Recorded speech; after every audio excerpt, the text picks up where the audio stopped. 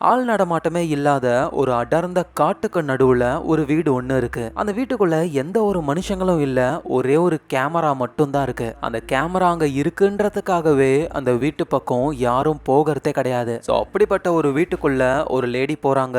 அந்த கேமரால என்ன இருக்குன்னு பாக்குறாங்க. சோ அதுல என்ன இருந்தது, அடுத்தடுத்து நடந்த மர்மமான விஷயங்கள்லாம் என்னென்னன்றது தான் இன்னைக்கு நம்ம பார்க்க போறோம். சோ எல்லாருக்கும் ஒரு பெரிய ஹாய். எல்லாரும் வந்துட்டீங்கல்ல. சோ ரொம்ப நாள் கழிச்சு இன்னைக்கு நம்ம ஒரு ஹாரர் கதையை பார்க்க போறோம். அதுவும் இப்ப ரீசெண்டா ரிலீஸ் ஆன கேப்சர் அப்படின்ற ஒரு கதையை தான் பார்க்க போறோம். சோ கதைக்குள்ள போகிறதுக்கு முன்னாடி நீங்க வந்திருக்கிற இடம் உங்க ஃபிலிம் ரோல். ஞாபகமா உங்க ஃபிலிம் ரோலை சப்ஸ்கிரைப் பண்ணி உங்க சப்போர்ட்டை கொடுங்க. சோ டைம் வேஸ்ட் பண்ணாம ஸ்ட்ரைட்டா நம்ம கதைக்குள்ள போகலாம். கதையோட ஆரம்பத்துல பீட்டர் மேகன் அப்படின்ற ஒரு கப்பிள்ஸ் காட்டுக்கு நடுவுல பயந்து போன மாதிரி இருக்காங்க. இவங்க மேகனும் நம்ம இப்ப எங்க இருக்கோம், எப்படி இது நடந்தது, பீட்டரும் சொல்றாரு நம்ம வந்து தப்பான டர்ன் எடுத்துட்டோம்னு நினைக்கிறேன். அதான் வழி மாறி இப்ப காட்டுக்குள்ள டீப்பா வந்துட்டோம். எதுவும் கவலைப்படாத, கொஞ்சமா நடந்து போய் ரோட மட்டும் கண்டுபிடிச்சிட்டோம்னா அங்க ஏதாவது கார் வந்ததுன்னா லிஃப்ட் கேட்டு வெளியே போயிடலாம் அப்படின்னு அவர் சொல்ல, மேகனும் அவங்க காலில் அடிபட்டிருக்கு போல, வலி தாங்க முடியல அவங்களால. சோ பீட்டர் மெதுவா பக்கத்துல வந்து, இங்க பாரு ஐம் சாரி, நீ கவலைப்படாத, கண்டிப்பா நம்ம வீட்டுக்கு போயிடலாம், உன் போன்லாம் ஒர்க் ஆகுதா அப்படின்னு சொல்லி கேட்க, மேகனும் என் போன் 1 மணி நேரத்துக்கு முன்னாடியே சார்ஜ் போயிடுச்சு, என்னோடதுலயும் சார்ஜ் இல்ல, இப்ப என்ன பண்றது நம்ம. அவதான் பீட்டர் வந்து ஏதோ ஒரு விஷயத்த நோட் பண்றாரு காட்டுக்குள்ள. அப்படியே மெதுவா மேகனை கூட்டிட்டு நடந்து வராரு. பார்த்தா இந்த காட்டுக்கு நடுவுலயும் ஒரு ஆள் வீடு கட்டியிருக்கானா பாத்துக்கோங்களேன். அதுவும் சின்ன வீடு கிடையாது, அவ்வளோ பெரிய வீடு. பீட்டரும் போயிட்டு கதவை தட்டுறாரு. ஆனா எந்த ஒரு ரெஸ்பான்ஸும் இல்ல. மேகனுக்கு வந்து கால்ல அடிபட்டு இருக்கிறதுனால அவங்க வெளியவே தான் வெயிட் பண்ணிக்கிட்டு இருக்காங்க. சோ இவரும் வந்து மேகன் கிட்ட உள்ள யாரும் இல்லைன்னு நினைக்கிறேன், சரி எப்படியாவது உள்ள போய் ஏதாவது போன் இருந்தா எமர்ஜென்சிக்கு கான்டாக்ட் பண்ணுன்னு சொல்ல, பீட்டரும் கராஜ் டோரை ஓபன் பண்ணி பேஸ்மெண்ட் குள்ள போய் அது வழியா வீட்டுக்குள்ள போறாரு. சோ வீட்டுக்குள்ள ஒரு போன் இருக்கு. அதுல கால் பண்ண ட்ரை பண்ணா சுத்தமா லைனே போகல. அவதான் திடீர்னு மேல இருந்து ஏதோ ஒரு சவுண்ட் கேட்க, யாராவது இருக்கீங்களா அப்படின்னு கூப்பிட்டுக்கிட்டே பீட்டரும் மெதுவா சவுண்ட் கேட்கிற இடத்துக்கு போறாரு. இங்க மேகன் கீழே இருக்காங்கல்ல, அவங்க அப்படியே அந்த வீட்டை பார்க்கும் பொழுது அந்த வீட்டோடைய ஒரு இடத்துல ஒரு கேமரா ஒண்ணு இருக்கிற மாதிரியும் அது ரெக்கார்டிங்லயும் இருக்கு. சோ அதை இந்த மேகன் பார்த்துக்கிட்டே இருக்கும்போது திடீர்னு அவங்க உடம்புலாம் ஸ்டன் ஆகுது. அவங்களால அசைய முடியல. அந்த கேமராவையே அவங்க உத்து பார்த்துக்கிட்டே இருக்காங்க. டக்குன்னு அவங்களுடைய கண்ணுலாம் பயங்கர கருப்பா மாறி கண்ணுல இருந்து கண்ணீர் வருது. வலியில கத்துறாங்க அவங்க. சோ கதை அப்படியே ஆபி அப்படின்ற ஒரு பொண்ணு கிட்ட போகுது. அவங்க தூக்கத்துல இருந்து அப்படியே எழுந்துக்கிறாங்க. இப்ப இவங்க தங்கிக்கிட்டு இருக்கிற வீடு வந்து இவங்களுடைய சிஸ்டரோட வீடு. ஆனா இவங்க தங்கிக்கிட்டு இருக்காங்கன்னு அந்த சிஸ்டருக்கே தெரியாது. டக்குன்னு காலிங் பெல் அடிக்குமா, ஐயோ நம்ம சிஸ்டர் வந்துட்டாலோ அப்படின்னு போய் பாக்குறாங்க. ஆனா வந்தது இவங்களுடைய பிரதரு. அவரு பேரு ஸ்டீவ். நம்ம ஆபியும், ஏய் ஸ்டீவ் எங்க என்னடா பண்ற, அது வந்து இந்த சிட்டில எனக்கு வேலை கிடைச்சிருக்கு, அதனால நான் இங்க தான் தங்க போறேன். ஆமா நான் இங்க வரது இருக்கட்டும், நீங்க என்ன பண்ற, நீ இங்க தான் தங்கிக்கிட்டு இருக்கன்ட்டு நம்ம சிஸ்டர் சொல்லவே இல்லையே, அவளுக்கு தெரிஞ்சாதானே சொல்றதுக்கு, சோ தெரியாம திருட்டுத்தனமா இங்க இருக்க போலயே அப்படின்னு ஸ்டீவ் சொல்றாரு. அதோட நீ உன் அப்பா அம்மாவை தேடிக்கிட்டு இருக்கல, அதுக்காக நான் ஒரு சில வேலை பண்ணேன் அப்படின்னு ஸ்டீவ் சொல்றாரு. ஆக்சுவலா என்னன்னா நம்ம ஆபியோடைய அப்பா அம்மா வந்து யாருன்னே தெரியாது. ஆபி சின்ன வயசுல இருந்தே ஃபாஸ்டர் ஃபேமிலியில தான் வளர்ந்தாங்களே. அதாவது ஒரு கப்பல் வந்து நம்ம ஆபிய அடாப்ட் பண்ணி வளர்த்தாங்க. அந்த கப்பலுக்கு ஆல்ரெடி 2 பசங்க இருந்தாங்க. அதுல ஒருத்தர் தான் நம்ம ஸ்டீவ். அப்புறம் இப்ப ஆபி தங்கிக்கிட்டு இருக்காங்களே, இந்த வீட்டுக்கு சொந்தக்காரியான ஒரு சிஸ்டர் ஒருத்தங்க. சோ நம்ம ஆபிக்கு என்னன்னா அவங்களுடைய உண்மையான அப்பா அம்மா யாருன்னு கண்டுபிடிக்கணும். சோ அதுக்காக பிரதரான இந்த ஸ்டீவும் வந்து ஹெல்ப் பண்றாரு. நான் வந்து ஒரு லாயர் கிட்ட பேசினேன். அந்த லாயருக்கு வந்து உன்னோட அப்பா அம்மா பத்தின விஷயங்கள்லாம் தெரியுமா, சோ அவர்கிட்ட போன்ல பேசி எல்லா இன்ஃபர்மேஷனையும் சொல்லுவாருன்னு சொல்ல, ஆபியும் அந்த லாயர் கிட்ட போன் கால்ல பேசுறாங்க. லாயரும் வீட்டுக்கே வந்து விஷயங்களை சொல்ல ஆரம்பிக்கிறாரு. உன்னுடைய அம்மா பேரு கேமரோன், அப்பா பேரு ஜேசன். இவங்க 2 பேரை பத்தின நிறைய இன்ஃபர்மேஷன்லாம் நம்ம கிட்ட இல்ல. ஆனா அவங்களுக்கு சொந்தமான எல்லா சொத்துக்களையும் பேங்க் வந்து ஜப்தி பண்ணிட்டாங்க. சோ அவங்களுக்கு சொந்தமா எதுவும் இல்ல, ஒரே ஒரு வீட்டை தவிர. என்ன காரணம்னு தெரியல, பேங்கால அந்த வீட்டை விற்க முடியல. சோ அதனால அந்த வீடு இப்போ உங்க பேருக்கு வந்திருக்கு, சில சைன் மட்டும் பண்ணீங்கன்னா போதும், உங்க பேருக்கு ரெஜிஸ்டர் பண்ணிடலாம் அப்படின்னு சொல்ல, நம்ம ஆபியும் சைன்லாம் போட்டு அந்த வீடு அவங்க பேருக்கு வருது. சோ லாயர் அங்க இருந்து போனதுக்கு அப்புறம் அந்த ஸ்டீவ் இருக்கார்ல, அவருக்கு ஒரு போன் கால், சிஸ்டர் தான். இவரும் ஆன் பண்ணி லவுட் ஸ்பீக்கர்ல வைக்கிறாரு. ஆபியும் கேட்டுக்கிட்டு இருக்காங்க. டேய் ஸ்டீவ், நீ போயிருக்கல, அந்த வீட்டை நான் க்ளோஸ் பண்ணி தாண்டா வச்சிருந்தேன், ஆனா அந்த வீட்டை திறந்து அவ இருக்காளே ஆபி, இவ்வளவு நாள் தங்கிக்கிட்டு இருக்காடா, என்கிட்ட ஒரு வார்த்தை கூட சொல்லவே இல்ல. உடனே ஸ்டீவும், அது வந்து ஆபி பக்கத்துல தான் இருக்கா, லவுட் ஸ்பீக்கர்ல வேற இருக்கு, இருந்துட்டு போட்டோம், எனக்கு என்ன பயமா, ஏ ஆபி என்கிட்ட இருந்து காசை நீ வாங்கினியே திரும்ப கொடுக்கவே இல்ல. உடனே ஆபியும், பர்மிஷன் இல்லாம உன் வீட்டுல தங்கினதுக்கு என்ன மன்னிச்சிரு, என்னோட சிஸ்டர் தானே நீனு, அந்த உரிமையில தான் வந்து தங்கின. எது சிஸ்டரா, ஏன் அப்பா அம்மாவும் உன் அப்பா அம்மாவும் வேற வேற, அதான் உன்னோட உண்மையான அப்பா அம்மாவை கண்டுபிடிக்க போறேன்னு சொல்லி தானே போனேன், இப்ப நான் சிஸ்டர்னு சொல்ற, நீ என் ஃபேமிலியே கிடையாது, ஒழுங்கு மரியாதையா காசை கொடு, இல்ல அதுக்கு தான் நான் இப்ப ஏற்பாடு பண்ண போறேன் போறேன். என் பேர்ல ஒரு வீடு இருக்கு. பேங்காலேயே அந்த வீட்டை விற்க முடியல போல. ஏதோ ப்ராப்ளமா இருக்கும்னு நினைக்கிறேன். நான் நேர்ல போயிட்டு அது என்ன ப்ராப்ளம்ட்டு எல்லாத்தையும் ஃபிக்ஸ் பண்ணிட்டு அந்த வீட்டை வித்துட்டு காசை உனக்கு தரேன் அப்படின்னு அவங்க சொல்றாங்க. ஸோ அதுக்கப்புறமா தேவையான திங்ஸ் எல்லாத்தையும் பேக் பண்ணிட்டு ஆபி அங்கிருந்து கிளம்புறாங்க. ஸ்டீவும் அவ ரொம்ப ஓவரா பேசிட்டா, அது எதையும் மனசுல வச்சுக்காத. அவ சொல்ற மாதிரி நீ யாரோலாம் கிடையாது, நீ எங்களோட ஃபேமிலி தான், புரியுதா அப்படின்னு சொல்ல ஆபிக்கும் அவ்வளவு சந்தோஷம். ஓகேன்ட்டு கிளம்ப ஆரம்பிக்கிறாங்க. இவங்களுக்கு சொந்தமான அந்த வீடு இருக்கிற இடத்துக்கு ஒரு ட்ரெயின்ல தான் போறாங்க. அந்த ட்ரெயினும் ஒரு ஸ்டேஷன்ல நிக்குது. ஸோ நம்ம ஆபியும் இறங்கி போய் பார்த்தா அந்த ஸ்டேஷன்ல ஒரு ஈ காக்கா கூட கிடையாது. ஏன் யாரும் இறங்கவே இல்லை அப்படின்னு உங்களுக்கு புரியல. சரி டாக்ஸி புக் பண்ணி நம்ம லொகேஷனுக்கு போய் பார்க்கலாம் அப்படின்னு பார்த்தாலும் போன்ல டாக்ஸி சர்வீஸே இல்ல அப்படின்னு வருது இந்த இடத்துல. ஸோ இது வந்து சிட்டியை விட்டு ரொம்ப தூரம் தள்ளி இருக்கிற ஒரு சின்ன டவுனு. ஸோ அந்த டவுனுக்குள்ளேயே ஒரு பார் ஒன்று இருக்கு. அங்க நம்ம ஆபி போறாங்க. இவங்க உள்ள வரத பாக்குற அந்த பார்ல இருக்கிற பார் டெண்டரு அப்படியே ஒரு மாதிரி உறைஞ்சு போறாரு ஆளு. ஆபியும் இங்க டாக்ஸி சர்வீஸ்லாம் இல்லையா, இந்த டவுன்ல ஒரு டாக்ஸி கூட கிடையாது. ஆனா நான் இந்த டவுனை தாண்டி காட்டுக்குள்ள இருக்கிற ஒரு கேபின் ஹவுஸுக்கு போகணும். உடனே பார் டெண்டரும் இங்க பாரு பாப்பா, நான் சொல்றத கேளு, அந்த இடத்துக்கு போகிறதுலாம் நல்லது கிடையாது, எங்க இருந்து வந்தியோ அங்கேயே பத்திரமா போ. ஆனா ஆபி அதை கேட்கற மாதிரி இல்ல. இங்க பாருங்க, இந்த பார்ல இருக்கிற யாராவது ஒருத்தர் என்ன அந்த லொகேஷனுக்கு கூட்டிட்டு போனீங்கன்னா உங்களுக்கு ஃப்ரீயா ஒரு ட்ரிங்க் வாங்கி தரேன் அப்படின்னு சொல்ல யாரும் கண்டுக்கிற மாதிரி இல்ல.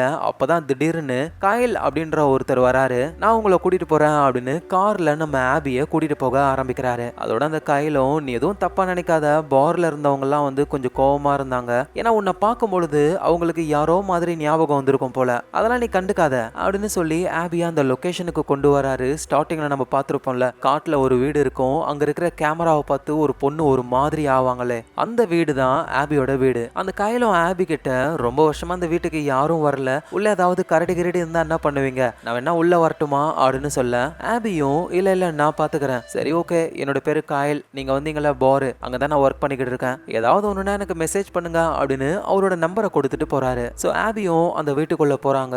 உள்ள போன உடனேயுமே ஏதோ ஒரு வித்தியாசமான ஸ்மெல் வருது. அவரை மெதுவா இவங்க சுவிட்ச் ஆன் பண்ண லைட் எரியுது. நல்ல வேலை கரண்ட் இருக்குடா சாமி அப்படின்னு உங்களுக்கு ஒரு நிம்மதி. ஸோ ரொம்ப வருஷமா இந்த வீட்டுல யாரும் வாழாததுனால வீடே ரொம்ப அழுக்காதான் இருக்கு. அதோட ஒரு டேபிள் மேல ஒரு சர்டிபிகேட் ஒன்னு இருக்கு. கேமரோன் அப்படின்றவங்க சைக்காலஜி முடிச்சதுக்கான சர்டிபிகேட்டா அது. அது ஆபியோட அம்மா தான். அது ஆபியும் புரிஞ்சுக்கிறாங்க. அப்படின்னா நம்ம அம்மா வந்து சைக்காட்ரிக் டாக்டரா அப்படின்னு. ஸோ அப்புறம் மாடிக்கு போயிட்டு பெட்ரூம்லாம் எப்படி இருக்குன்னு பாக்குறாங்க. அப்ப திடீர்னு பக்கத்து ரூம்ல இருந்து ஒரு சவுண்ட் கேட்க ஆபியும் மெதுவா அந்த ரூம்குள்ள போய் பார்த்தா குழந்தைய ஆட்டுற ஒரு தொட்டில ஒண்ணு வெள்ளை கலர் துணியால மூடி இருக்காங்க. அதோட உள்ள ஏதோ ஒண்ணு இருக்கிற மாதிரியே இருக்கு. ஆபியும் பயந்துகிட்டே அந்த துணியை விலக்கி பார்த்தா உள்ள ஒரு பொம்மை தான் இருக்கு. அப்புறம் அதே ரூம்ல நிறைய ட்ரெஸ்லாம் இருக்கு. எல்லாமே நம்ம ஆபியோடைய அம்மாவோட ட்ரெஸ். அதை பார்த்துக்கிட்டே இருக்கும் பொழுதுதான் நோட் பண்றாங்க, அந்த ரூம்ல ஒரு கேமரா ஒண்ணு இருக்கு. ஸோ இது என்ன கேமரான்னு பக்கத்துல போய் பார்க்கும்போது ரொம்பவே பழைய கேமரா. அதோட அந்த கேமரால எடுத்த சில ஃபுட்டேஜ்லாம் ஒரு கேசட்டா ஒவ்வொரு டேட்டு போட்டு ஒரு பாக்ஸ்குள்ள இருக்கு. இந்த டேப்ல என்ன வீடியோ இருக்கும் அப்படின்னு ஆபி யோசிக்கும் போதே டக்குன்னு அவங்களுக்கு ஒரு மிஸ் கால் வருது. ஆபியோடைய பிரதரான ஸ்டீவ் தான் பண்ணிருக்காரு. இங்க இருந்து பேச முடியாது, ஏன்னா வீட்டுக்குள்ள சிக்னலே கிடைக்காது. ஸோ அதனால போன் எடுத்துக்கிட்டு வீட்டு விட்டு வெளியே அப்படியே சிக்னல் கிடைக்குதான்னு பார்த்துக்கிட்டே போறாங்க. ஸோ ஒரு இடத்துல சிக்னல் வருது. உடனே அவங்க ஸ்டீவுக்கு கால் பண்ண ஸ்டீவும், என்ன சிக்னலே கிடைக்காத ஏரியால இருக்க போலயே, பின்ன நடு காட்டுல இருக்கடா இந்த வீடு, சரி எதுக்கு கால் பண்ண, இல்ல அந்த வீட்டை விற்கிறதுக்கு சில ஏஜென்ட்ஸ் எல்லாம் நான் அப்ரோச் பண்ணிருக்கேன், அவங்க வந்து போட்டோ கேட்கறாங்க. ஸோ அதனால வீட்டை சுத்தி நல்லா போட்டோ எடுத்து எனக்கு அனுப்பு, எவ்வளவு ரேட்டு போகுதுன்னு நான் பார்த்து சொல்றேன். சரி ஓகேன்ட்டு ஆபியும் காலை கட் பண்ணிட்டு திரும்ப வீட்டுக்கு வரும்பொழுது அப்ப வெளியே இருந்து அந்த கேமரா இருக்கும்ல, அந்த ரூம் அவங்க பாக்குறாங்க. அங்க யாரோ இருக்கிற மாதிரி தெரியுது. ஆனா திடீர்னு பார்த்தா அந்த உருவம் மறைஞ்சு போகுது. இவங்க கையில ஒரு கிளாஸ் இருக்கு, சரக்கு அடிச்சிருக்காங்க. ஒருவேளை அந்த போதையில நம்ம கண்ணுக்கு இதெல்லாம் தெரியுதோ அப்படின்னு அதை கண்டுக்காம விட்டுறாங்க. ஸோ நைட் டைம் ஆகுது. ஆபி தொடர்ந்து குடிச்சுக்கிட்டு இருக்காங்க. அதோட வீட்டுல ஒரு கேமரா இருக்கு, நிறைய டேப்பும் இருக்கு. அந்த டேப்ஸ்ல என்ன இருக்குன்னு பார்க்கலான்ட்டு மொதல் டேப்பை எடுத்து பிளே பண்றாங்க. இப்போ நம்ம ஆபி இருக்கிற அதே வீட்டுல தான் அந்த வீடியோவை எடுத்திருக்காங்க. ஒருத்தர் ஒரு லேடிய நைஸா வீடியோ எடுக்கிறாரு மறைஞ்சிருந்து. திடீர்னு பின்னாடி போயிட்டு, ஏய் டார்லிங் என்ன பண்ற அப்படின்னு சொல்லி கேட்க அவங்க பயந்து போறாங்க.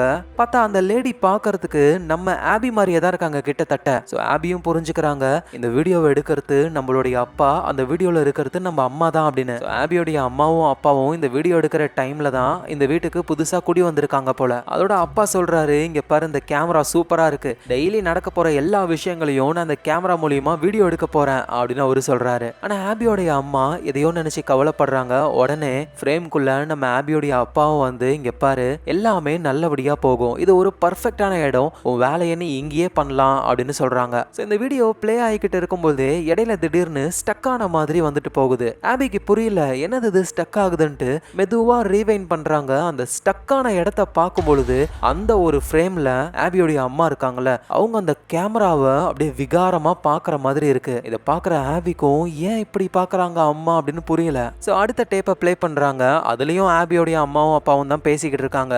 ஆபியோடைய அப்பா சும்மா எதுக்கேத்தாலும் கேமராவை யூஸ் பண்ணுவாரு போல. சும்மா சும்மா ஆபியோடைய அம்மாவை வீடியோ எடுத்துக்கிட்டே இருக்காரு. அவங்களும் நம்ம இந்த வீட்டுக்கு வந்திருக்கோம், இந்த வீடோட லொகேஷன் எல்லாமே ரொம்ப நல்லா இருக்கு. அப்புறம் இன்னொரு டேப்ல தான் ஒரு விஷயத்த சொல்ல வராங்க. ஆபியோட அம்மா வந்து ஒரு சைக்கியாட்ரிக் டாக்டர், அவங்களுடைய கிளினிக்கை இந்த வீட்லயே வைக்க போறாங்களாம். ஸோ மனநலம் பாதிக்கப்பட்ட பேஷண்ட்ஸை இந்த இடத்துக்கு வர வச்சு இவங்க ட்ரீட்மெண்ட் பண்ண போறாங்க. அப்புறம் அடுத்த டேப்பை ப்ளே பண்றாங்க. எதுக்காக சும்மா சும்மா வீடியோ எடுத்துக்கிட்டே இருக்கீங்க? ஏன்னா இது எல்லாமே ஒரு மெமரி மாதிரி தான், இது நான் உனக்காக எடுக்கல, எனக்காக தான் எடுக்கிறேன் அப்படின்னு ஆபியோடைய அப்பா ஒரு மாதிரி சோகமாகறாரு. ஸோ அம்மாவும் சமாதானப்படுத்துறாங்க, உங்களுக்கு எதுவும் ஆகாது, என்ன ஆனாலும் நான் உங்க கூடவே இருப்பேன்னு சொல்றாங்க. ஸோ இப்படி அம்மாவும் அப்பாவும் இவ்வளோ அன்பா இருக்கிறத வீடியோ வழியா பார்க்குற நம்ம ஆபி ரொம்ப சந்தோஷப்படுறாங்க.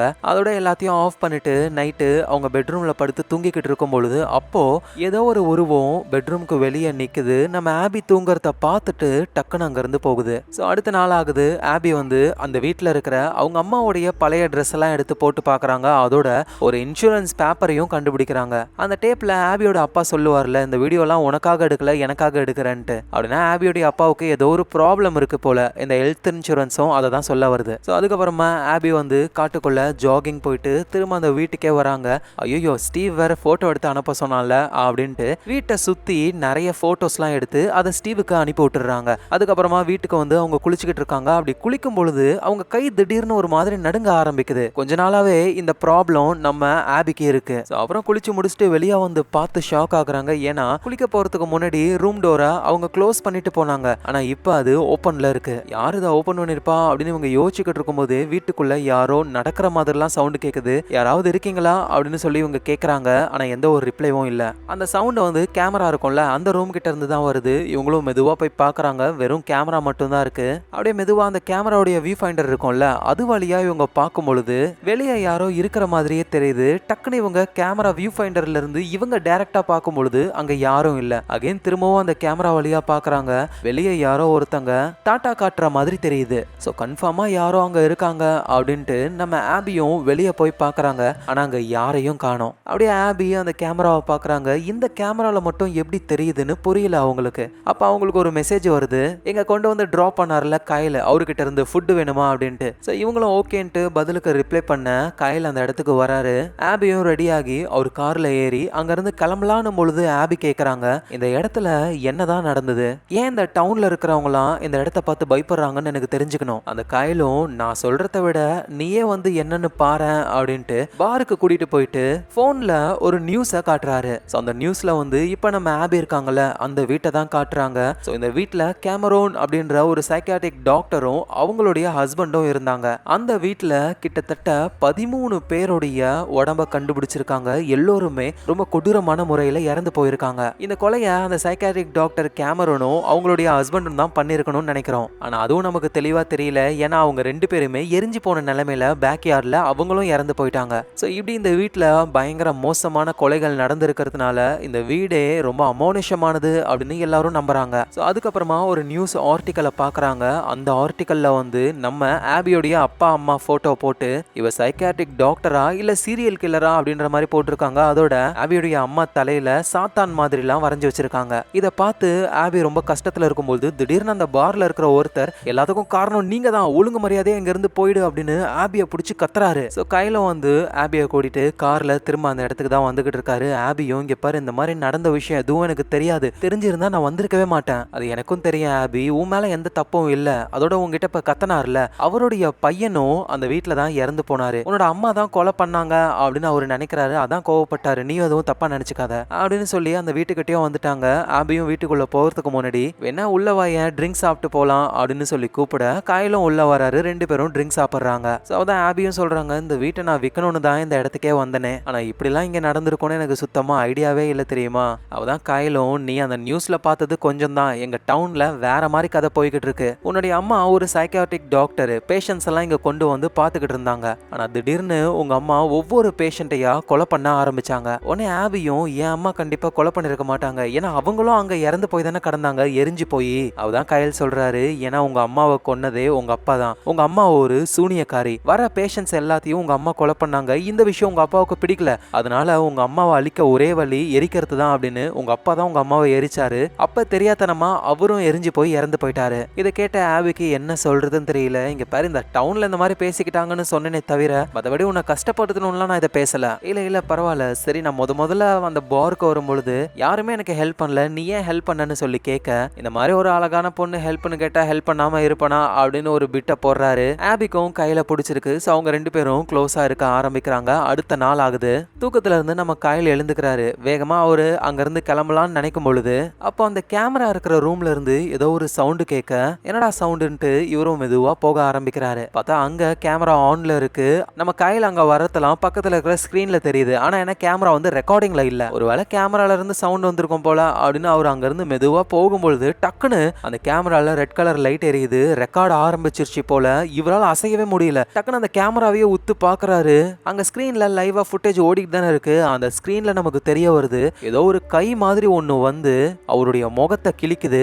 எங்க கையிலும் அப்படியே அவருடைய கண்ணுலாம் கலர் மாறி அந்த இடத்துலயே இறந்து போறாரு. எங்க நம்ம ஆபியும் தூக்கத்துல இருந்து கண்ணு முழிச்சு எழுந்துக்கிறாங்க. அப்படியே ஜன்னல் வழியா பார்த்தா அவருடைய கார் இல்ல. கையில் சீக்கிரமாவே கிளம்பி போயிட்டான் போல அப்படின்ட்டு ஆபியும் குளிச்சு முடிச்சு ஒரு டேப் கலெக்ஷனே பாக்குறாங்க. ஒருத்தருடைய பேர் போட்டு இருக்கு.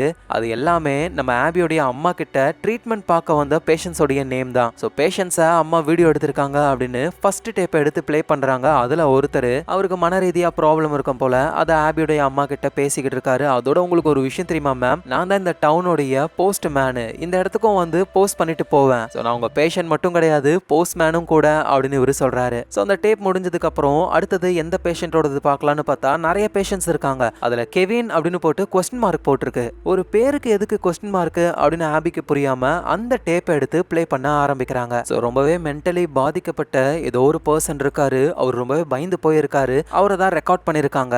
ஆபியோட அம்மாவும் உங்க பேர் என்னன்னு தெரிஞ்சுக்கலாமான்னு சொல்லி கேட்க, ஆனா அவரு பேரை சொல்லாம இது என்னதுன்னு அந்த கேமராவை கேட்கிறாரு. ஆபியோட அம்மாவும் இது கேமரா, உங்களை இது இப்ப ரெக்கார்ட் பண்ணிக்கிட்டு இருக்கு. ஸோ நம்ம ட்ரீட்மெண்ட்டுக்கு இது ரொம்பவே முக்கியமான ஒண்ணு. சரி உங்களோட ப்ராப்ளம் என்ன அப்படின்னு ஆபியோட அம்மா கேட்க, எனக்கு குரலா கேக்குது. குரல் கேக்குதா? எங்க இருந்து கேக்குது? எல்லா இடத்துல இருந்தும். எனக்குள்ளதான் இருக்கான் அவன் தான் பேசிக்கிட்டு இருக்கான். சரி உங்களுக்குள்ள இருக்கிற அந்த பர்சன் யாருன்னு தெரிஞ்சுக்கலாமான்னு சொல்லி கேட்க, அந்த பர்சனும் சொல்றாரு அது ஒரு சாத்தான் அப்படின்னு. அவனுக்கு என் உடம்புக்குள்ள இருக்க சுத்தமா விருப்பம் இல்ல, வெளியே வரணும்னு நினைக்கிறான் அப்படின்னு சொல்லும் பொழுது டக்குனு அவரோட உடம்புலாம் ஒரு மாதிரி பண்ணுது. இதை பாக்குற நம்ம ஆபியும் பயப்படுறாங்க. டக்குனு அந்த பர்சன் ஆளே டோட்டலா டிஃப்ரெண்ட் ஆயிடுறாரு. வித்தியாசமா சிரிக்கிறாரு. நான் இப்ப யாரு கூட பேசிக்கிட்டு இருக்கேன், உங்களோட பேர் என்ன அப்படின்னு சொல்லி கேட்க, அந்த பர்சனும் நீ என்ன எப்படி வேணாலும் கூப்பிடலாம். ஆபியோட அம்மாவும் கெவின் ஓகேவா அப்படின்னு கேட்கும் பொழுது அதுக்கு அவரு எதுவும் ரியாக்ட் பண்ண மாட்டாரு. ஆபியோட அம்மா என்ன நினைக்கிறாங்க அப்படின்னா வந்து இவருக்கு மல்டிபிள் பர்சனாலிட்டி டிசார்டர் இருக்குன்னு நினைக்கிறாங்க. ஆனா அந்த பர்சன் ரொம்ப ஜாலியா இருக்கா உங்களுக்கு, ஏன்னா உங்களுக்கு குழந்தை பிறக்க போகுது,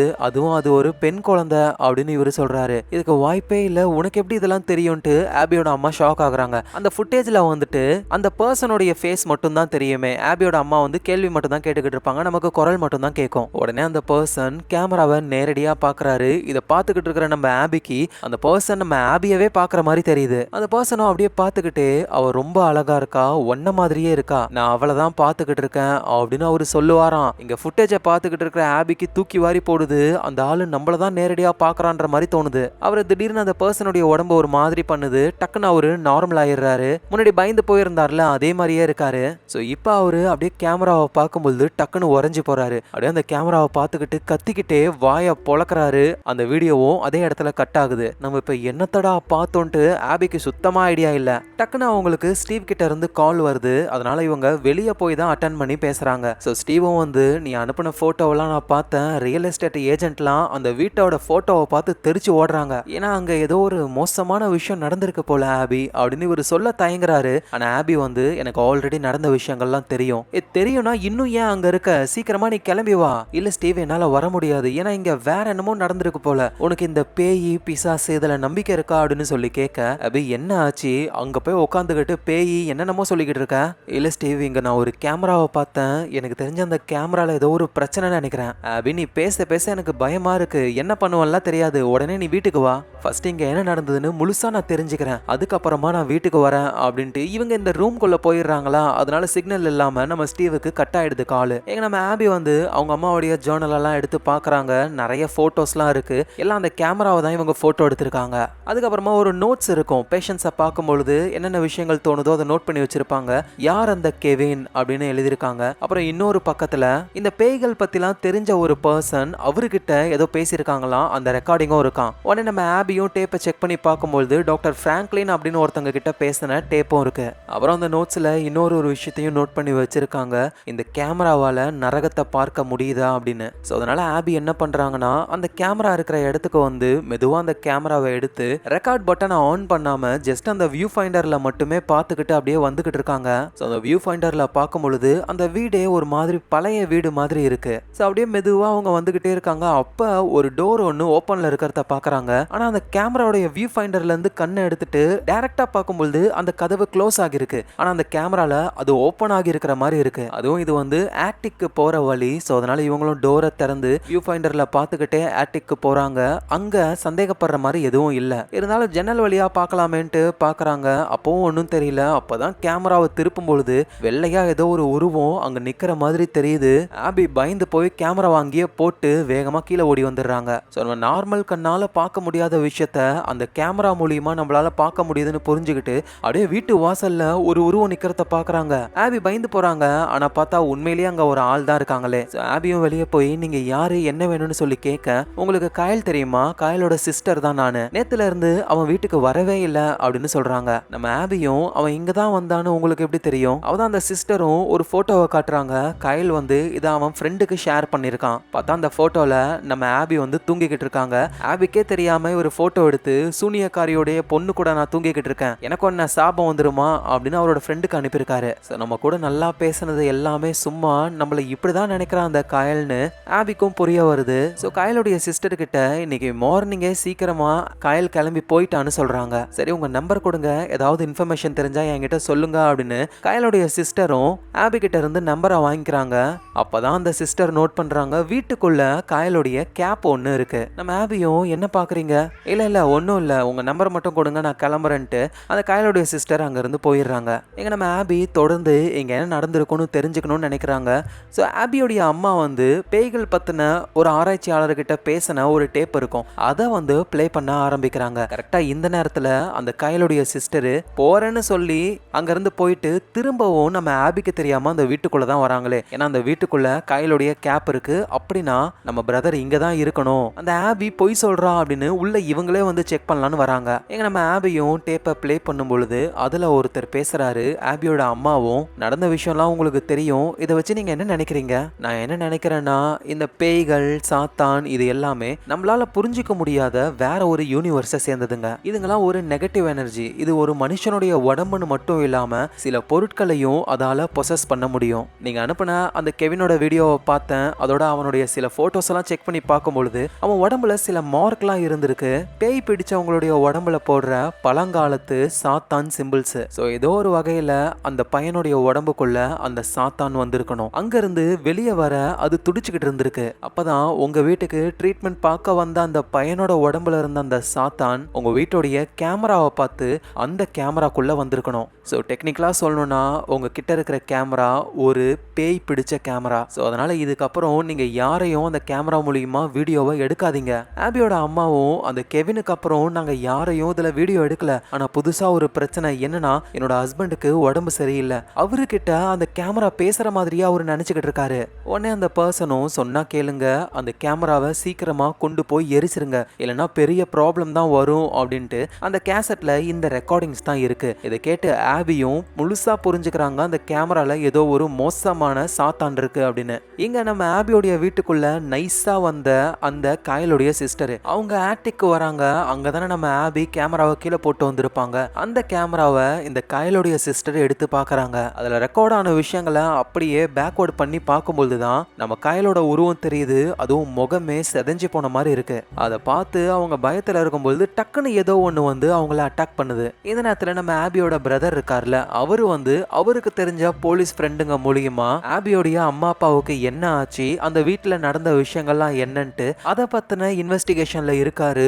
அதோட சில ஆட்டோப்சி ரிப்போர்ட்ஸையும் பாக்குறாரு. இங்க நம்ம ஆபியும் சில டேப்ஸ் எல்லாம் பிளே பண்ணணும். அதுக்கு அவங்களுக்கு அந்த கேமரா வேணும். அதனால இவங்க அந்த ஆட்டிக்கு வந்து அந்த கேமரா கேமராவை வேகமா எடுத்துட்டு வந்து மீதி இருக்கிற டேப்ஸ் எல்லாம் பாக்குறாங்க. சோ இந்த டேப்லாம் வந்து அந்த கேமராவை சாத்தான் பிடிக்கிறதுக்கு அப்புறம் எடுத்த ஃபுட்டேஜ். சோ அந்த ஆபி ப்ளே பண்ணி பாக்குறாங்க. ஃபர்ஸ்ட் ஒரு லேடி நல்லா நார்மலா தான் இருக்காங்க.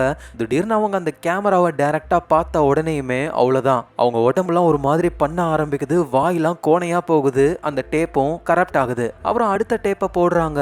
நம்ம ஆபியோடைய அம்மாவோட பேஷண்ட், அதோட இந்த டவுனுடைய போஸ்ட்மேனா இருப்பார்ல ஒருத்தர், அவரு லெட்டர் கொடுக்க கதவு கிட்ட வராரு. ஆனா அங்க கேமராவை யாரோ வச்சிருப்பாங்க போல. அந்த கேமராவை ஒரு பார்த்த உடனேயுமே அவரும் அந்த கேமராவால பாதிக்கப்பட்டு இறந்து போறாரு. ஸோ இப்படி அதுக்கப்புறம் இருக்கிற எல்லா டேப்லயுமே அந்த கேமராவை பார்த்தவங்க இறந்து தான் போறாங்க, ரொம்ப கொடூரமா. ஸோ அப்படின்னா அந்த 13 பேரை கொன்னது நம்ம ஆபியோடைய அப்பாவும் கிடையாது, அம்மாவும் கிடையாது, எல்லாத்துக்கும் காரணம் இந்த கேமரா தான். ஸோ அதுக்கப்புறம் லாஸ்டா ஒரு டேப் இருக்கு, அதை இவங்க ப்ளே பண்ணி பார்க்கும்போது தான் எல்லா உண்மையும் தெரிய வருது. நம்ம ஆபியோட அம்மா ஜன்னல் பக்கமா உட்காந்துக்கிட்டு இருக்காங்க. ஆபியோடைய அப்பா தான் வந்து வீடியோ எடுத்துக்கிட்டு இருக்காரு. ஒழுங்கு மரியாதையா சொல்லு, அது எங்க இருக்கு அப்படின்னு அவரு கேக்குறாரு. அம்மாவும் நீ எதை கேக்குற, நம்ம குழந்தை தான், அது எங்கன்னு சொல்லு. எதுக்கு நம்ம குழந்தை கிட்டையும் அந்த கேமராவை காட்டி சாகடிக்கவா? அப்பதான் அப்பா சொல்றாரு, இந்த கேமரா என்கிட்ட பேசுச்சு, இதை நான் மத்தவங்க கிட்ட யூஸ் பண்ண அப்படின்னா எனக்கு இருக்கிற நோய் சரியாயிடும்னு சொல்லுச்சு. ஆபியோட அம்மாவும் வந்து அவங்க எல்லோருமே என்னோட பேஷன்ஸ், என் பேரை யூஸ் பண்ணி நீங்க தான் அவங்கள நம்ம வீட்டுக்கு கூட்டிட்டு வந்திருக்கீங்க, இந்த கேமரா மூலியமா எல்லாரையும் சாகடிச்சிருக்கீங்க, அவங்களோட உயிரை அது எடுத்துக்கிட்டு அதுக்கு பதில் உங்களுக்கு அது வாழ்க்கையை கொடுக்குது, இது தப்பு அப்படின்னு சொல்ல. ஆனா ஆபியோட அப்பா அதை கேட்கற மாதிரி இல்ல, நம்ம குழந்தை எங்க இருக்குன்னு சொல்லு, இல்லைன்னா அந்த கேமரால உன்னையே வீடியோ எடுத்துருவேன், உங்களால முடிஞ்சா பண்ணுங்க அப்படின்னு ஆபியோட அம்மா சொல்றாங்க. இவரும் நேரா வந்து ஆபியோட அம்மாவை வீடியோ எடுத்து அவ்வளவுதான் அவங்க கொடூரமா இறந்து போறாங்க. சோ இதெல்லாம் பாக்குற ஆபிக்கும் இப்பதான் உண்மை தெரிய வருது, எல்லாத்துக்கும் காரணம் நம்ம அப்பா தான். ஆனா அது தெரியாம இந்த டவுன்ல இருக்கிறவங்கலாம் நம்ம அம்மாவை ஒரு சூனியக்காரின்னு நினைக்கிறாங்களேன்னு ஒரு மாதிரி வருத்தப்படுறாங்க இவங்க.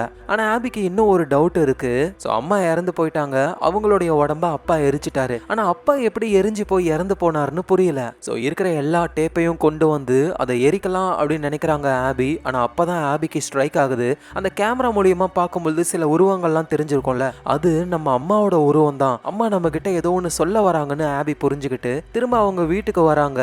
இந்த நேரத்துல நம்ம ஆபியோடைய பிரதர் ஸ்டீவ் இருக்காருல்ல, அவர் இன்வெஸ்டிகேஷன் பண்ணதுல ஒரு பெரிய விஷயத்தை கண்டுபிடிச்சிருக்காரு போல. எங்க ஆபி வீட்ல அந்த கேமராவுடைய வியூ ஃபைண்டர்ல பாத்துக்கிட்டே அப்படியே வீடை சுத்தி பாத்துக்கிட்டு இருக்கும்போது திடீர்னு ஒரு பர்சனுடைய உருவம் தெரியுது. ஸோ அந்த கேமராவனால இறந்து போனவங்கள இந்த கேமரா வழியா பார்க்க முடியுது. ஆபியோடைய அம்மாவோட பேஷண்ட்ல ஒருத்தர் தான் அவரு. அவர் அப்படியே திடீர்னு நடந்து போறாரு. அந்த கேமரா வழியாவே நம்ம ஆபியும் அந்த பர்சனையே ஃபாலோ பண்ணி போறாங்க. எங்க நம்ம ஸ்டீவும் வந்து ஆபி இருக்கிற இடத்துக்கு தான் கார்ல வந்துகிட்டு இருக்காரு. ஆபிக்கு காலும் பண்றாரு, ஆனா அவங்க எடுக்கவே மாட்டாங்க. ஏன்னா இங்க ஆபி வந்து அந்த கேமரா வழியா பாத்துக்கிட்டே அந்த வீட்டை சுத்தி பாத்துக்கிட்டு இருக்கும் பொழுது நார்மலா பார்க்க அந்த வீட்டு கண்ணாடி நார்மலா இருக்கு, ஆனா கேமரா வழியா பார்க்கும் பொழுது கண்ணாடிகள் எல்லாம் ரத்த கரையா இருக்கு. அப்படியே மெதுவா மாடியில ஒரு இருட்டான இடத்த பாத்துக்கிட்டு இருக்கும் பொழுது சடனா ஒரு உருவம் அப்படியே கேமரா முன்னாடி வருது. அப்படியே ஆபிக்கு அல்லு விட்டுடுது. தொடர்ந்து அதுல பார்க்கும் பொழுது படிக்கட்டுல ஒரு உருவம் போக அதை ஃபாலோ பண்ண ஆரம்பிக்கிறாங்க. அந்த உருவம் வந்து வெள்ளை கலர்ல ட்ரெஸ் போட்டிருக்கு. அந்த உருவத்தை இவங்க ஃபாலோ பண்ணி போக அது பேஸ்மெண்ட்டுக்கு கீழே நிக்குது. பார்த்தா அந்த உருவம் நம்ம ஆபியோடைய அம்மாவோட உருவம் தான். நம்ம அம்மா எங்கேயோ நம்மள கூட்டிட்டு போறாங்க அப்படின்னு ஆபியும் பின்னாடியே போறாங்க. எங்க கார்ல வந்துகிட்டு இருக்கிற ஸ்டீவும், ஆபி நீ போன் எடுத்து தொலைய மாட்டியே அப்படின்ட்டு வாய்ஸ் மெசேஜ் அனுப்புறாரு. ஆபி 8 வருஷத்துக்கு முன்னாடி அந்த வீட்டுக்கிட்ட இருந்து ஒருத்தர் அரெஸ்ட் பண்ணிருக்காங்க, மனநலம் பாதிக்கப்பட்ட ஒருத்தர், அவரை மென்டல் ஹாஸ்பிட்டலையும் சேர்த்திருக்காங்க. அப்படி டெஸ்ட் பண்ணி பார்க்கும்போது தான் அந்த பர்சன் வேற யாரும் இல்ல, அதுதான் உன்னுடைய அப்பா. உன் அப்பா உண்மையிலேயே இறந்து போகல, எரிஞ்சு போன யாரோட உடம்புலையோ இவருடைய பல்லு எல்லாத்தையும் புடுங்கி அதுல போட்டு தான் இறந்து போன மாதிரி ஃபேக்கா அவரு செட் பண்ணிருக்காரு. சோ உண்மையிலேயே அந்த வீட்டுல இறந்து போனது உன்னுடைய அம்மா, அவங்களுடைய ஒரு 14 பேஷன்ஸ் தான், உங்க அப்பா சாகல, அவர் அந்த வீட்லயே தான் தங்கிக்கிட்டு இருந்திருக்காரு. அதுக்கப்புறமா அவரை பிடிச்சி மென்டல் ஹாஸ்பிட்டல்ல சேர்த்துட்டாங்க. ஆனா 2 வருஷத்துக்கு முன்னாடி அவரு தப்பிச்சிட்டாராம் அங்க இருந்து. சோ கண்டிப்பா உன்னுடைய அப்பா இப்ப அந்த வீட்டுக்குள்ளதான் இருக்கணும், நீ அங்க இருக்கிறது சேஃப் கிடையாது, சீக்கிரம் தப்பிச்சு வா அப்படின்னு கத்துறாரு இவரு. அதுவும் இவரு அனுப்புறது வாய்ஸ் மெயில் மட்டும் தான். ஏன்னா நம்ம ஆபி போனை எடுக்கவே இல்லை, அவங்க தான் கையில கேமரா வச்சுக்கிட்டு இறந்து போன அவங்க அம்மாவோட ஆவியை ஃபாலோ பண்ணி அந்த வீட்டுக்குள்ளேயே போறாங்க. பேஸ்மெண்ட்ல செவரு ஓட்ட போட்ட மாதிரி இருக்கு அந்த கேமரா வழியா பார்க்கும் பொழுது, ஆனா ரியலா பார்த்தா அங்க ஒரு கதவு மாதிரி இருக்கு. ஸோ அதை திறந்துக்கிட்டு உள்ள போறாங்க. டக்குன்ட்டு ஆபியோட அம்மாவோட ஆவியும் நிக்குது. ஆபியும் அப்படியே மெதுவா கேமராவை அவங்க அம்மா பக்கத்துல கொண்டு வராங்க. அந்த அம்மாவோட ஆவியும் ஒரு மாதிரி கண்ணை காட்டுது, இந்த பக்கம் பாரு அப்படின்ட்டு. ஆபியும் திரும்பி பார்த்தா அந்த கேமரானால இறந்து போனவங்களுடைய எல்லாரோட உடம்பும் அங்கதான் இருக்கு, ரொம்ப கொடூரமா. ஸோ இதை நம்ம ஆபி அப்படியே பார்த்து பயத்துல இருக்கும்போது டக்குன்னு யாரோ வந்து ஆபியை அட்டாக் பண்றாங்க. மயக்கத்துல இருந்து ஆபி கண்ணை முழிச்சு பார்த்தா பேஸ்மெண்ட்ல அவங்கள யாரோ கட்டி போட்டு வச்சிருக்காங்க. ஆபிக்கு முன்னாடி அந்த காயலுடைய சிஸ்டர் இருப்பாங்கல்ல, அவங்களையும் கட்டி போட்டு வச்சிருக்காங்க. யாருன்னா நம்ம ஆபியோடைய உண்மையான அப்பா தான். அவரு பார்க்கவே பழைய ட்ரெஸ்ஸை போட்டுக்கிட்டு தலைமுடியெல்லாம் நீட்டா, முகமே தெரியல அவருக்கு. ஆபி, எனக்கு உன்னை ரொம்ப ரொம்ப பிடிக்கும் தெரியுமா, ஆனா உன் அம்மா சின்ன வயசுலயே உன்னை எங்கேயோ கொண்டு போய் விட்டுட்டு நீ எங்க இருக்கன்ற விஷயத்த கூட என்கிட்ட சொல்லவே இல்லை. இந்த கேமரா என்ன பண்ணும் அப்படின்னு நான் உங்ககிட்ட காட்டணும்னு எவ்வளவு ஆசைப்பட்டேன் தெரியுமா அப்படின்ட்டு ஆபி முன்னாடி அந்த கேமராவை வச்சு அந்த கேமரா அந்த கையலுடைய சிஸ்டரை பாயிண்ட் பண்ற மாதிரி வச்சு ரெக்கார்டிங் ஆன் பண்றாரு. அவ்வளவுதான், அந்த கேமரால இருக்கிற சாத்தான் வெளியே வந்து அந்த காயலுடைய சிஸ்டரோட முகத்தை பிச்சு எடுத்து சாப்பிடுது. ஸோ ஆபி அப்படியே ஷாக் ஆகுறாங்க. கரெக்டா இதே நேரத்துல தான் ஸ்டீவ் அவர் இங்க வீட்டுக்கே வந்துட்டாரு. ஆபியும் கத்துறாங்க ஹெல்ப் அப்படின்ட்டு. டக்குன்ட்டு ஆபியோட அப்பா வாயில டேப்பை போட்டு ஒட்டிடுறாரு. அதோட ஸ்டார்டிங்ல ஆபி மேல ஏதோ ஒரு உருவத்தை பார்ப்பாங்க. ஆபி தூங்கிக்கிட்டு இருக்கும்போது ஒரு உருவம் வரும்ல, அது வந்து ஆபியோடைய அப்பா தான். எங்க வீட்டுக்கு வெளியே நம்ம ஸ்டீவும் ஆபி எங்க இருக்கா அப்படின்னு கதவை உடைச்சுக்கிட்டு உள்ள வராரு ஆளு. ஆனா உள்ள ஆபி இருக்கிற மாதிரியே தெரியல. ஆபி எங்க இருக்க அப்படின்னு கத்திக்கிட்டே வரும்போது சடனா நம்ம ஆபியோடைய அப்பா ஸ்டீவையும் அட்டாக் பண்றாரு. சோ இப்ப அடுத்த நாள் ஆகுது.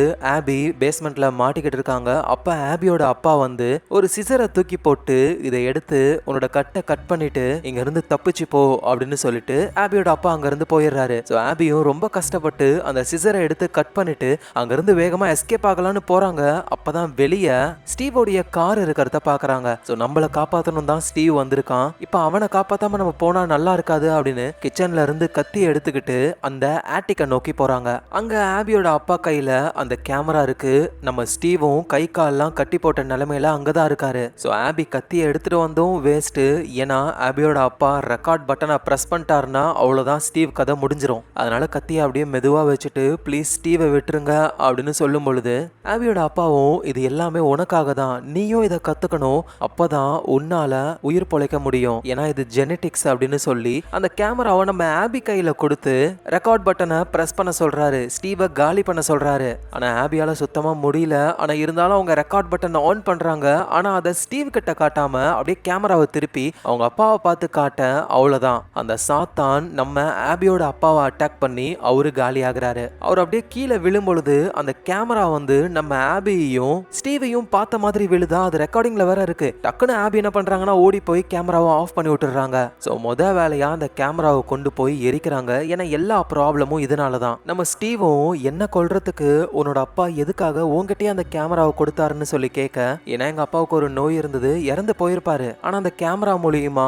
அவரு ஒரு ஒரு ஆட்களையா கொல்லும் பொழுது அவர் உயிர் வாழ்ந்தாரு. சோ அவருக்கு இருக்கிற நோய் தான் எனக்கும் இருக்கு அப்படின்னு கையை காட்டுறாங்க. அவங்க குளிச்சுக்கிட்டு இருக்கும்போது கை நடுங்கி இருக்கும்ல, ஏன்னா ஆபியோட அப்பாவுக்கு இருந்த அதே நோய் ஜெனடிக்ஸா இப்ப இவங்களுக்கும் வந்திருக்கு. சோ நம்ம ஆபியும் சாக தான் போறாங்க. சோ அதனாலதான் ஆபியோட அப்பா வந்து இந்த கேமரா வச்சு இவங்களை ரெக்கார்ட் பண்ண சொல்லியிருப்பாரு. அப்படி பண்ணிருந்தா எப்படி இவர் உயிர் பொழைச்சுக்கிட்டு இருக்காரோ அதே மாதிரி ஆபியும் உயிர் பொழைக்கலாம். ஆனா ஆபிக்கு இந்த விஷயம் சுத்தமா பிடிக்காம அவங்க அப்பாவே காலி பண்ணிட்டு ஒரு வழியா இவங்க இதுல இருந்து தப்பிச்சிட்டாங்க. ஸோ ஸ்டீவும் எது என்னவோ நம்ம இங்க இருந்து முதல்ல கிளம்பலாம், நான் போய் கார் சாவி எடுத்துட்டு வரேன்ட்டு வீட்டுக்குள்ள போறாரு. ஆபியும் வெளியே இருக்காங்க. அப்பதான் ஒரு பயங்கரமான ஷாக்கு, ஒரு பெரிய ட்விஸ்டும் கூட. பார்த்தா அங்க அந்த போஸ்ட்மேன் இருக்கார்ல, ஆல்ரெடி இறந்து போன ஒருத்தர், அவரு போஸ்ட்மேன் கெட்டப்லயே வந்து டாட்டா காட்டுறாரு. ஸோ ஆபி அந்த கேமரா வழியா முன்னாடி பார்க்கும்போது யாரோ டாட்டா காட்டுற மாதிரி தெரியும்ல, அது இவரு தான் போல. ஆனா நேரா பார்த்தா அவரு தெரிய மாட்டாரு, கேமராவை யூஸ் பண்ணி பார்த்தா மட்டும் தான் தெரிவாரு. ஆனா இப்ப நம்ம ஆபி கண்ணுக்கு தெரியறாருன்னா புரியல இவங்களுக்கு. ஸ்டீவ் இங்க வா அப்படின்னு சொல்ல ஸ்டீவ் அங்க வராரு. யார் அந்த போஸ்ட்மேனு அப்படின்னு சொல்லி கேட்கிறாரு. அப்ப ஸ்டீவ் கண்ணுக்கும் தெரியுது. அப்படியே குழப்பமா ஆபி அந்த வீட்டை பார்க்கும் பொழுது அங்க இறந்து போய் ஆவியா இருக்கிற நம்ம ஆபியோடைய அம்மாவும் அப்பாவும் இருக்காங்க. ஆபியும் நோ நோ இதுக்கு வாய்ப்பே இல்ல அப்படின்ட்டு எல்லா உண்மையும் புரிய வருது. ஆக்சுவலா என்னன்னா கேமராவா அவங்க அப்பா பக்கமா திருப்பி அவரு கீழே விழும்பொழுது அந்த கேமரா இவங்கள பார்த்த மாதிரி விழுந்திருக்கும்ல, அப்படி விழும்பொழுதே கேமரா ரெக்கார்டிங்ல இருந்ததுனால ஆன் த ஸ்பாட்லயே நம்ம ஆபியும் ஸ்டீவும் அங்கேயே இறந்து போயிட்டாங்க. சோ இப்ப இவ்வளவு நேரம் தப்பிச்சு வெளியே வந்த மாதிரி பண்ணது எல்லாமே ஆபி ஸ்டீவோடைய அந்த ஆவி தான். சோ இப்ப இந்த வீட்டை சுத்தி வெறும் ஆவிகளும் அந்த மோசமான கேமராவும் மட்டும் தான் இருக்கு. சோ இந்த இடத்துலயே இந்த கதை முடியுது. சோ இந்த கிளைமேக்ஸை பார்க்கும்பொழுது எனக்கு டிமாண்டி காலனி கிளைமேக்ஸ் தான் ஞாபகத்துக்கு வருது. ஸோ எண்ட் ஆஃப் த டே மொத்தமா எல்லோரும் இறந்து போயிட்டாங்க. ஸோ உங்களுக்கு இந்த கதை பிடிச்சிருந்ததுன்னா ஒரு லைக்கை போட்டு விடுங்க. அதோட உங்க ஃபிலிம் ரோலை ஞாபகமா சப்ஸ்கிரைப் பண்ணி உங்க சப்போர்ட்டை கொடுங்க. நாளைக்கு நம்ம வேற லெவல் மூவில பார்க்கலாம். Lots of love guys.